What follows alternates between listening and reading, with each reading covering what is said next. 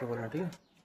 Hello, आज हम mythology classes में करेंगे क्यूब रूट कैसे निकालते हैं किसी भी नंबर का। ठीक है, सबसे पहले क्यूब रूट निकालने के लिए आपको क्यूब्स पता होना चाहिए। अप टू 10 तक क्यूब्स लर्न होने चाहिए। जैसे 1 का क्यूब मैं यहाँ पे लिख रही हूँ। 1 का क्यूब कितना होता है 1, 2 का क्यूब कितना होता है 8, 3 का क्यूब कितना होता है 27, 4 का क्यूब कितना होता है 64, 5 का क्यूब कितना होता है 125, 6 का क्यूब कितना होता है 216, 7 का क्यूब कितना होता है 343, 8 का क्यूब कितना होता है 512 एंड 9 का क्यूब कितना होता है 729 और 10 का क्यूब कितना होता है 1000। ठीक है, ये ना क्यूब लर्न होने चाहिए पहले आपको 10 तक। ठीक है, उसके बाद यहाँ पे हम लिखेंगे यूनिट प्लेस पे क्या आ रहा है। ठीक है, यूनिट प्लेस पे 1 का यूनिट यही है तो 1 ही आएगा यूनिट प्लेस पे।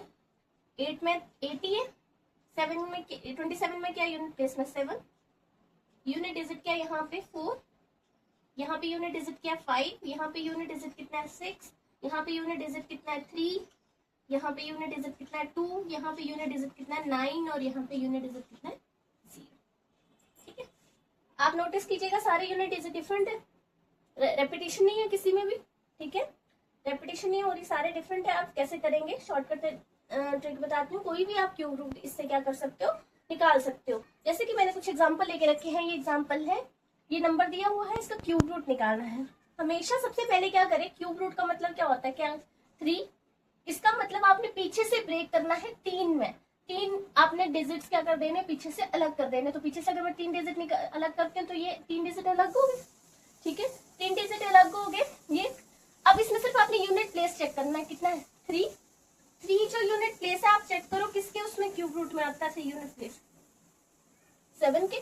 इसका मतलब यहाँ पे मैं क्या लिखूंगी 7।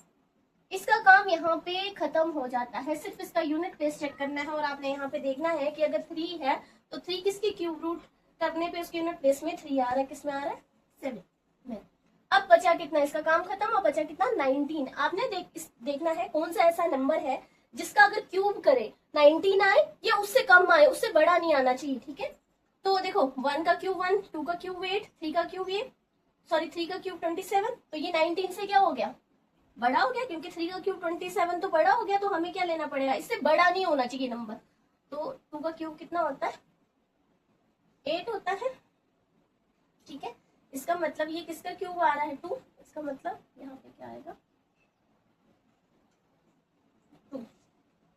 इसका मतलब ये किसका क्यूब रूट है 27 का क्यूब रूट है। ठीक है, नेक्स्ट क्वेश्चन देखते हैं। फिर से आप पीछे से कितने में ब्रेक करो 3 पार्ट्स में, क्योंकि 3 नंबर्स को अलग कर दो, लास्ट से अलग कर दे। यूनिट प्लेस कितना है 9।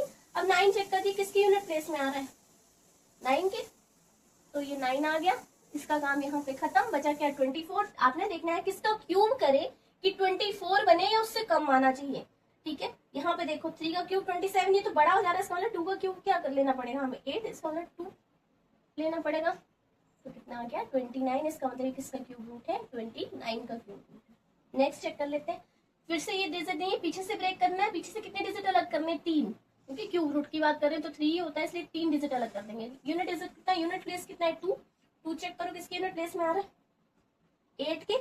तो यहाँ पे मैं लिख दूंगी 8। इसका काम यहाँ पे खत्म। बचा क्या 5। आपने देखना है किसका क्यूब करें कि 5 बने या उससे कम बने। देखो 1 का क्यूब 1, 2 का क्यूब 8, ये तो बड़ा हो जा रहा है। तो हमें क्या लेना पड़ेगा उससे छोटा। तो 1 का क्यूब 1 होता है, इसलिए 1 लेंगे हम। तो ये किसका क्यूब है 18 का। ठीक है, इसी तरीके से आप इसका क्यूब भी निकाल सकते हो। उसको लास्ट से 3 डिजिट को अलग कर दीजिए, बाकी जो बचेगा उससे आप निकाल सकते हैं। इसका आंसर आप बताइएगा कमेंट करके कि इसका आंसर क्या होगा।